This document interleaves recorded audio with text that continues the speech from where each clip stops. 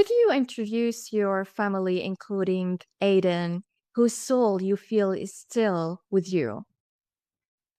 My name is Matthew Witt. I'm the father of Aiden. Aiden was our son. Um, this is Amanda, my wife, and then our second son, Sawyer. What do you most want people to know about who Aiden was?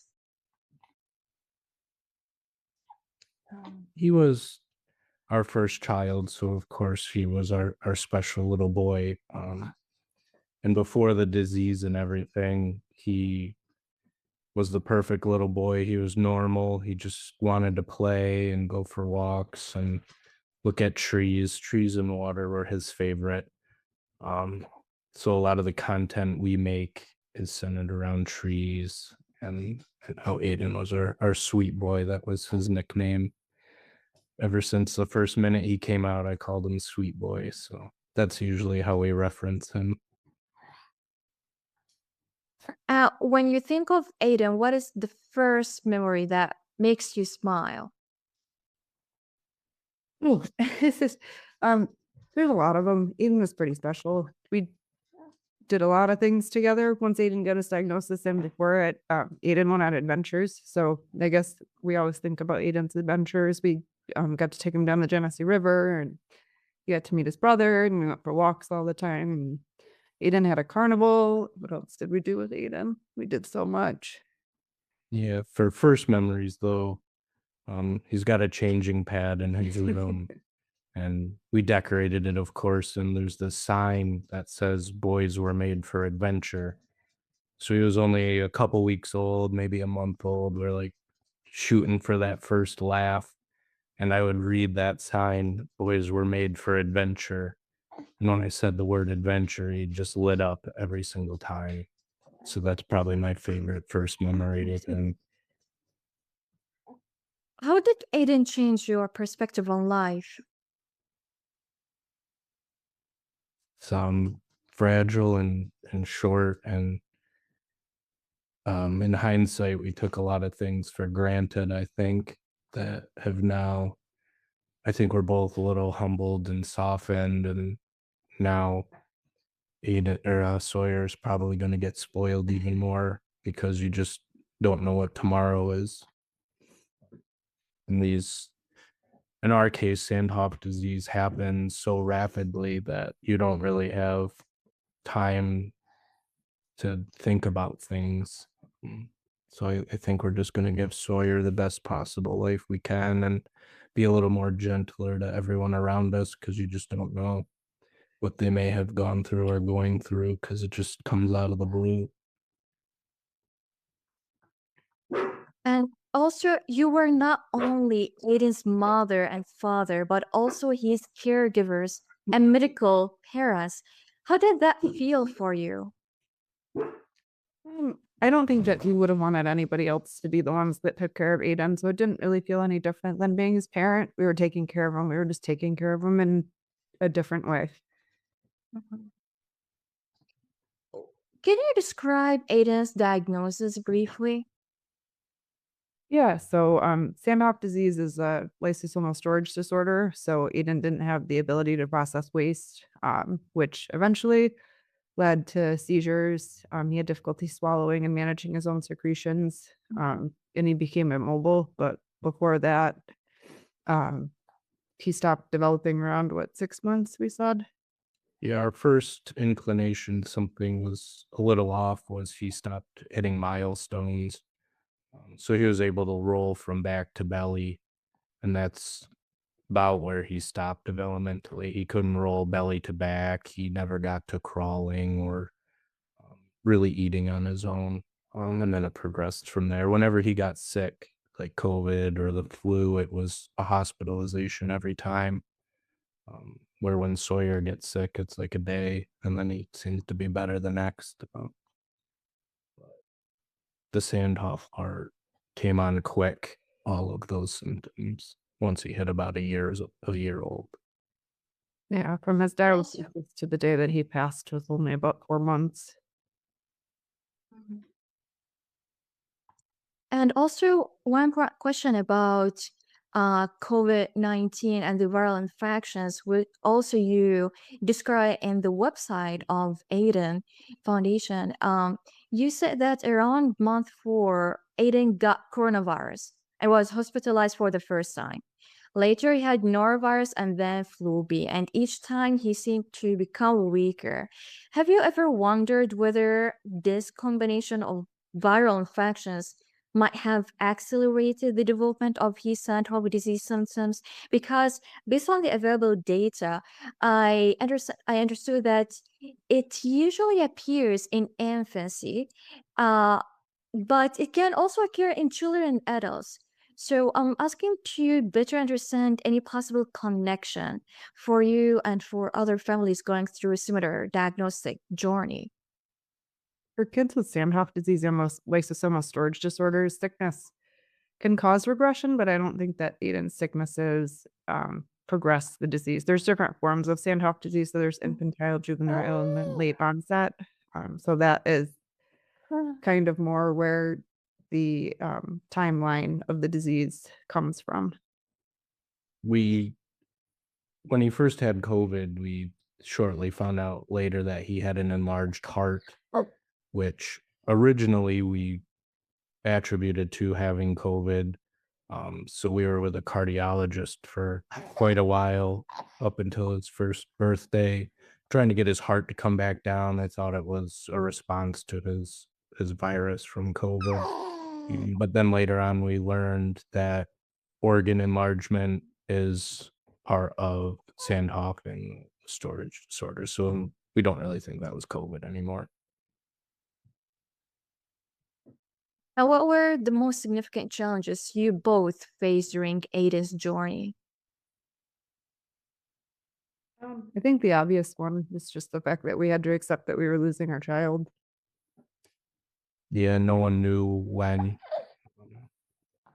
It started off before they knew it was Sandhoff. They knew it was a storage disorder, but it was a couple of years. It was like our long outlook. We might have had till he was 3 or so.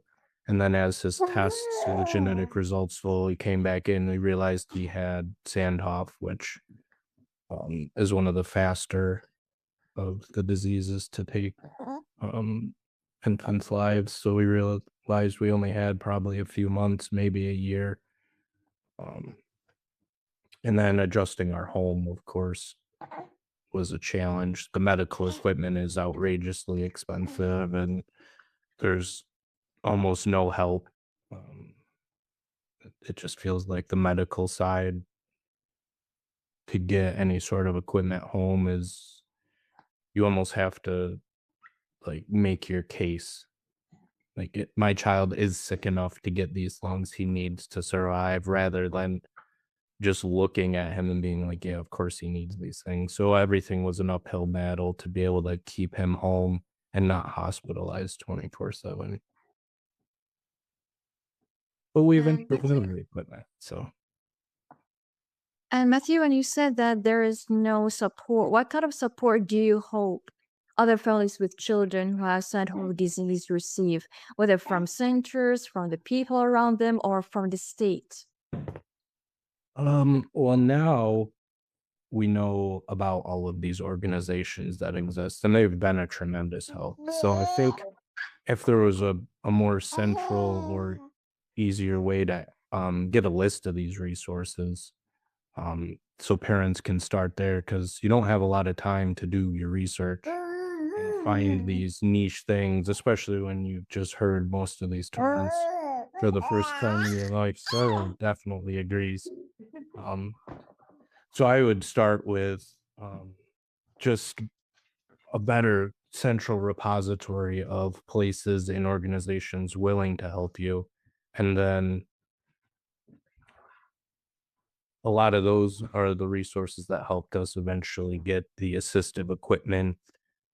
So that Aiden had furniture he could use, and all the shaky vests and all that stuff. They really came in and helped us afford most of these things. So Yeah, and it was no one's fault, but in the medical system, nobody had ever heard of Sandhoff disease, or if they did, they had read it in a textbook while they were in school 20 years ago. So I wish that there was more information for doctors, not just for Sandhoff disease, but for rare diseases, because nobody knew what they were doing or how they were going to treat him or how Sandhoff disease responded to things. Because when he started having seizures, they had to do our own research of families who had had these diseases to find treatments or the right concoction of medications. Now, having a sense of purpose, passion, and dreams can help people keep going, including parents, especially after losing a child when no parent ever expects to outlive their child. What would you say your purpose, passion, or dreams are now? We'd love to one day start an organization or a foundation in Aiden's name.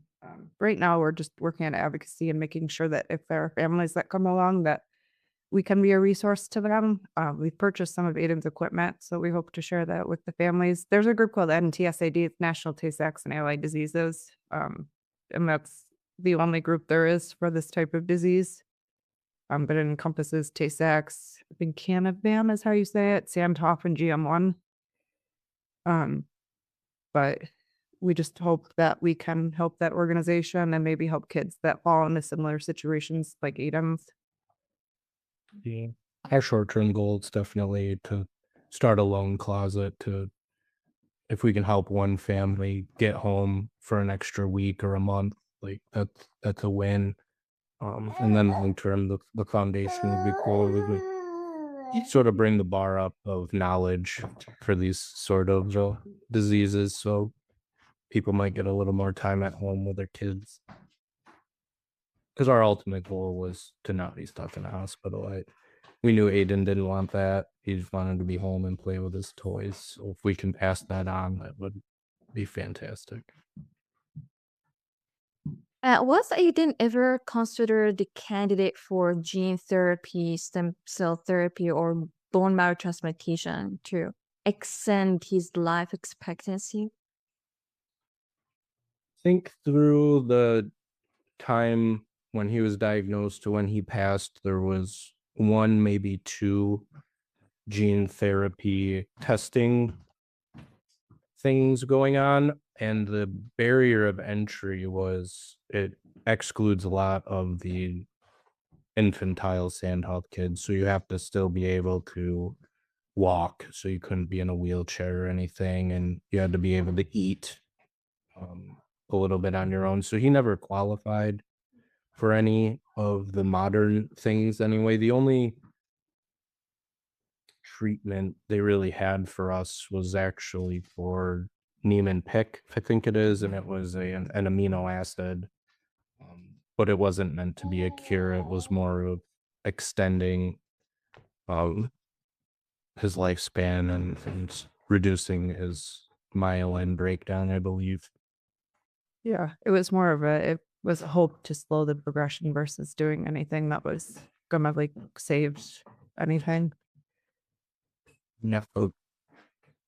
From our short time to be able to research, we didn't really come across any successful gene therapies or anything, which is unfortunate, but we're slowly hearing about new initiatives like bespoke and stuff. So hopefully someday soon they'll have something you could give at birth or within the first year that would be able to keep these kiddos around.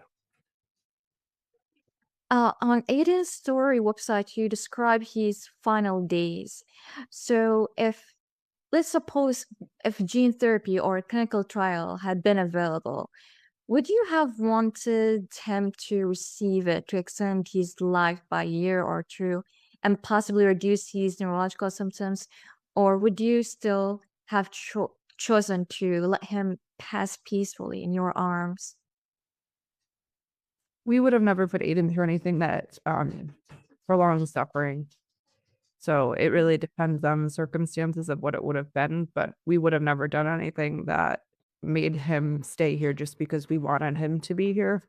At the end of his disease, he had lost the ability to do a majority of things, and I don't necessarily know that like keeping him in that state wouldn't have prolonged suffering. So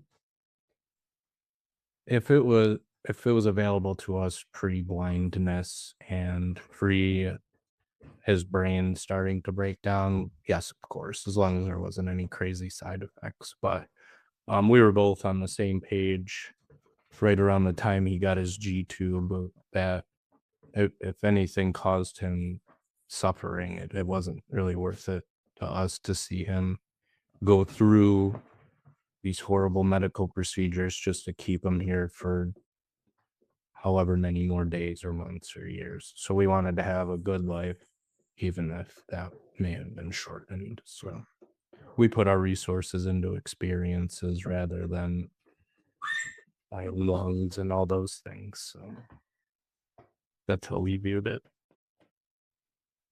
And how old is Sawyer now? He is going to be 6 months on the 23rd. What do you hope to instill in him as he grows older? We're working really hard to make sure that Sawyer knows his brother. So they got 2 months together, which is amazing, but we wish they would have had more time. But we're doing a lot of things. I've been working with the child life teams around here with our palliative care team to ensure that Sawyer still gets to know his brother. What values from Aiden's life do you most hope Sawyer carries forward? Aiden was a caring, kind, loving, just compassionate kid. And he was just happy. He loved being with us and he enjoyed life as it was. And it didn't matter the things that happened to him. He was just a kid who was super happy to be around us. And we hope that Sawyer has that same feeling and ability to just love and be around us and enjoy things.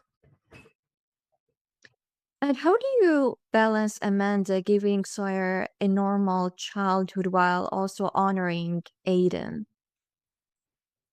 I don't think anything in our life is normal anymore. So I don't necessarily know if the word normal falls into something that we can categorize what Sawyer's life is going to look like. I honestly hope that he doesn't have a quote unquote normal life because I hope that he always understands what we went through and moves forward with it. Sawyer is a carrier of Sandhoff disease, so he will always have to understand that there's a possibility and be aware of that for his own future. Did she have any genetic tests? Yeah, Sawyer had genetic testing. So Sawyer is a carrier of Sandhoff disease, but he does not have Sandhoff disease. So he could pass it on to his children if he chooses to have them one day. And last question with the interview. When people read or hear Aiden's story, what do you hope they take away? But firstly, that these diseases exist and that there's not enough awareness or funding or anything. So maybe they think about giving to a family they might run across just to help them get food or have a nice trip with their kid and just make memories veritable. Yeah. I hope that they feel the love that Aiden gave us and that we gave him. And just see his cute pictures. Yeah. Because he was a cute little guy. Yeah. But we truly do hope that one day there's more funding. We hope that Aiden can be entered into some sort of natural study or things along those lines so that research can be furthered. Because hopefully one day kids with Sandhoff disease don't have life-limiting attributes. They just have a cure. Matthew, your pain, I can feel it. Amanda, you must know that Aiden is having the biggest adventure, right? He is in heaven with the angels. This is one of the biggest adventures, as you mentioned in your website. And he's not suffering anymore. This is what is really important for you as a parent. And I will always keep Aiden in my prayers. He still comes on adventures. He just looks like this now. So he's a little bear, and he joins his brother still in all our fun little things we do.